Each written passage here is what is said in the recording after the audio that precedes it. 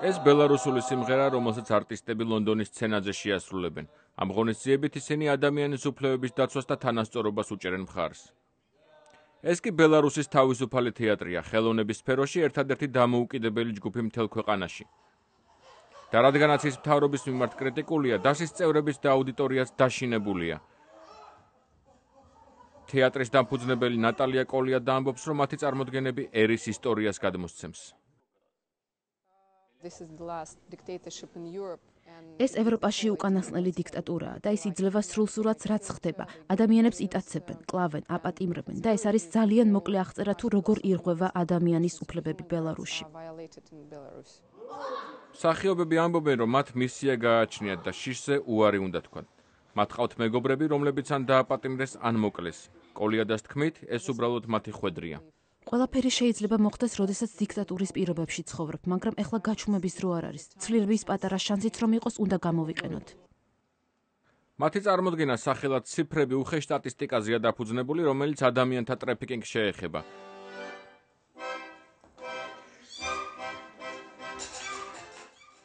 თეატრს ლონდონში მხარდამჭერები ყავს, ერთ-ერთი მათგანი იან მაკელენია.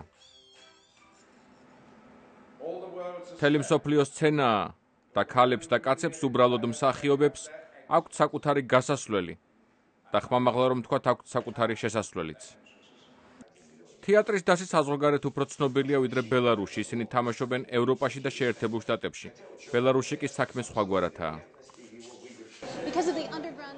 თეატრის დასის იათაქვეშა მდგომარეობის გამო მათ არ შეუძლიათ ბელარუსში ფართოდ მოღვაწეობა. მათ აქვთ მცირე სივრცე, ზოგჯერ ისინი წარმოდგენებს სახლებში მართავენ. ლონდონში ყველა ბილეთი გაყიდულია, აქ დრამატურგი ტომ სტოპარდიც იმყოფება. მე ვფიქრობ, ძალიან მნიშვნელოვანია, რომ მათ გაცნობიერებული აქვთ თუ რას წარმოადგენენ.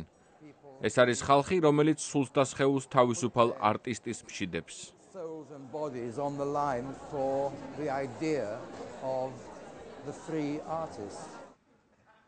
დას ბელარუსში 19 დეკემბრის საპრეზიდენტო არჩევნები აღელვებს.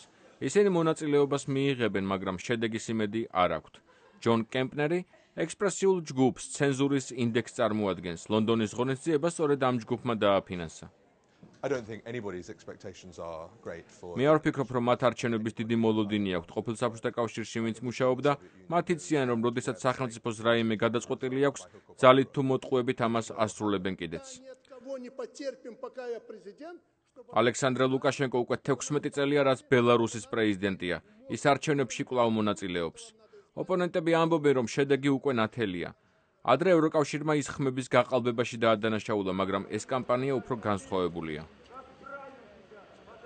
მის მეტოქეებს სატელევიზიო ეთერი ეთმობათ.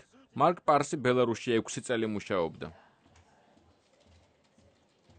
თქვენ შეგიძლიათ თქვათ, რომ ვითარება გამოსწორებულია, თუმცა არის ისე, როგორც ჩვენ ვატარებთ არჩევნებს, მაგალითად, დიდ ბრიტანეთში ან შეერთებულ შტატებში. რა თქმა უნდა, არა. ბოლო უსაფრთხოების 3 წელი ლუკაშენკომ გამდიდრებული ურანის მარაგის განადგურებას დათანხმდა. ამერიკის სახელმწიფო მდივანმა ამას მნიშვნელოვანი ნაბიჯი უწოდა და განაცხადა, რომ ვაშინგტონი ბელარუსში არჩევნებს ყურადღებით დააკვირდება. ამასობაში კი ბელარუსის თეატრის წარმოდგენას ლონდონში შესაძლოა დიდი გამოხმაურება მოყვეს. ისინი ხომ ბელარუსში თავისუფლებისთვის იბრძვიან. ლევან ღირსიაშვილი, ამერიკის ხმა, ვაშინგტონი.